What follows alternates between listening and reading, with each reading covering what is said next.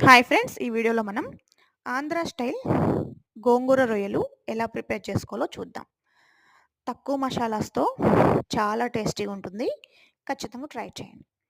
అయితే ఇక్కడ ప్రాన్స్‌ని చక్కగా క్లీన్ చేసేసుకొని, తర్వాత పాన్ పెట్టుకొని అందులో ఆయిల్ వేసుకొని, అందులో రొయ్యలు అలానే పసుపు, సాల్ట్ వేసుకొని, ఫ్లేమ్‌ని హైలో పెట్టుకొని, రొయ్యల్లో ఉండే వాటర్ అంతా పోయేంత వరకు రొయ్యలను చక్కగా కుక్ చేసుకోవాలి.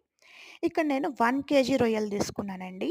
1 కేజీ రొయ్యలకి ఒక కట్ట గోంగూర తీసుకున్నాననమాట. సో, అదే ప్యాన్‌లో గోంగూర వేసుకొని చక్కగా కుక్ అయిపోయిన తర్వాత మ్యాష్ చేసుకొని పక్కన పెట్టేసుకోవాలి. తర్వాత వేరే ప్యాన్‌లో ఆయిల్ వేసుకొని ఆయిల్ బాగా హీట్ అయిపోయిన తర్వాత ఉల్లిపాయ ముక్కలు, పచ్చిమిర్చి ముక్కలు, పసుపు అలానే సాల్ట్ యాడ్ చేసుకొని ఉల్లిపాయల్ని చక్కగా దోరగా ఫ్రై చేసుకోవాలి. సో, మరీ డీప్ ఫ్రై అయితే చేయకూడదండి. ఉల్లిపాయ ముక్కలు చక్కగా దోరగా ఫ్రై అయిపోయిన తర్వాత అందులో మనం ఒక టేబుల్ స్పూన్ అల్లం వెల్లుల్లి పేస్ట్ యాడ్ చేసుకోవాలి. ఇక్కడ నేను 1 కేజీ రొయ్యలకి ఒక 5 పచ్చిమిర్చి, ఒక ఆనియన్, ఒక టొమాటో తీసుకున్నానండి. పెద్ద సైజు. చిన్న సైజ్ అయితే 2, 2 తీసుకోండి. సో, అల్లం వెల్లుల్లి పేస్ట్ బాగా ఫ్రై అయిపోయిన తర్వాత అందులో టొమాటో ముక్కలు వేసుకొని జస్ట్ ఒక్కసారి అలా కలిపేసుకొని అందులో రొయ్యలు యాడ్ చేసుకోవాలనమాట.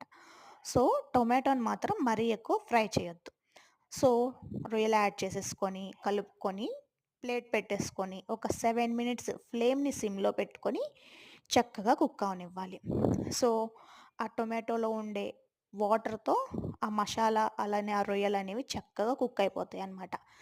తర్వాత అందులో మనం కారం యాడ్ చేసుకొని, ఒక్కసారి కలిపేసుకొని, ప్లేట్ పెట్టేసుకొని, ఒక 2 మినిట్స్ కారంని ఫ్రై అవ్వనివ్వాలి. సో, ఇక్కడితో మీకు ప్రాన్స్ ఫ్రై కావాలంటే చక్కగా కొత్తిమీర చల్లేసుకుంటే రెడీ అయిపోయినట్లే. సో, మనం రొయ్యల గోంగూర చేస్తున్నాం కాబట్టి, ఆల్రెడీ మ్యాష్ చేసుకున్న గోంగూరలో కొంచెం వాటర్ యాడ్ చేసుకుంటున్నాను. ఎందుకంటే, గోంగూర ఈజీగా మ్యాష్ అయిపోయిందండి. దాంట్లో వాటర్ అనేది లేకుండా. సో, మనకి కొంచెం గ్రేవీగా కావాలి కాబట్టి, ఆ గోంగూరలో వాటర్ యాడ్ చేశాను. సో, ఇంక మనం రొయ్యల్లో అనేది వాటర్ యాడ్ చేయాల్సిన అవసరం లేదు.